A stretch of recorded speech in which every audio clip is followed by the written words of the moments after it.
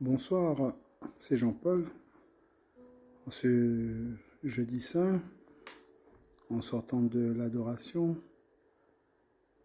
de la Sainte Seine, je voulais vous mettre un petit message en vous disant, j'espère que vous continuez à suivre la liturgie des heures fidèlement.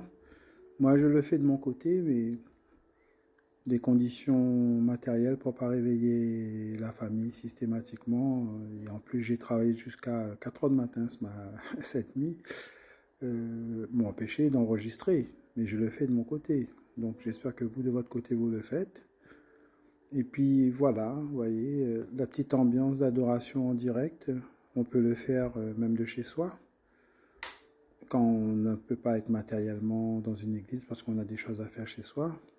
Donc aujourd'hui, on a plein de directs comme ça, live, sur un Saint-Sacrement. La prière adressée à Dieu ne connaît ni limite dans le temps, ni limite dans l'espace. Et donc, je voulais vous faire ce petit message de fraternité, petit message de paix. Ce soir, à part les prêtres, on va dire à part les ministres ordonnés, les diacres, les prêtres, les religieuses, peut-être les religieux qui fêtent leur engagement, ce soir particulièrement, ensemble, dans leur fraternité, les autres catholiques sont plutôt dans la méditation, dans le silence, dans ce moment fatidique où nous rappelons que le Seigneur ne va pas passer une nuit heureuse. Il va faire la Sainte Seine et ensuite il sera arrêté. Et demain, nous allons vivre l'adoration, la vénération plutôt de la croix. Nous allons vivre, nous allons écouter la Passion. Nous l'avons déjà écouté pour Rameau. Mais le vendredi saint, c'est pas pareil. Donc, bonne méditation à tous. Restons unis dans la prière. Et ceux qui ne sont pas encore catholiques, la porte est ouverte.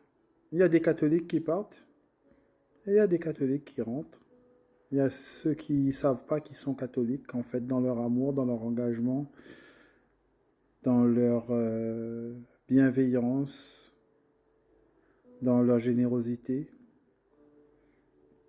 Mais en faisant tout au nom du Christ et non pas au nom d'une laïcité vide de sens, d'une laïcité où en fait on puise dans son capital courage, mais on n'a pas de consolation. Nous les catholiques, nous avons un Dieu consolateur, nous avons un Dieu qui nous conseille, nous avons un Dieu d'amour, nous avons un Dieu qui a vécu ce que nous vivons sauf le péché, ce que tout humain a vécu sauf le péché. Jésus a vécu tout sauf le péché, mais il a surtout vécu toute la douleur de l'humanité. Toute la douleur de l'humanité, toute. Pas celle de son temps seulement, mais celle du premier homme jusqu'au dernier homme sur terre. Il a tout vécu. Un humain normal n'aurait même pas pu prendre la croix et commencer à faire un pas vers Golgotha. Un humain normal. D'accord? Donc, tous les menteurs et tous les escrocs qui disent n'importe quoi, continuez. Nous, on continue notre chemin. Et vous pouvez nous rejoindre sincèrement si le jour où vous comprendrez que vous êtes dans l'erreur. Voilà. Et pour finir mon message, soyez tous bénis, croyants ou non croyants, mauvais, bons, doux, coléreux, agressifs, gentils, bons chrétiens, mauvais chrétiens, bons croyants, mauvais croyants. Soyez tous bénis, convertissez-vous et croyez en la bonne nouvelle. Le Christ. Nous fêtons ce soir la Sainte Seine, demain la vénération de la croix, après-demain on vivra la vigile pascale le samedi. Et dimanche matin, toutes les églises vous accueilleront avec les catéchumènes, les nouveaux qui seront devenus des baptisés. Nous vous accueillerons à partir de 6 heures du matin, la plupart des endroits, jusqu'à 10 heures, 11 heures dans les messes.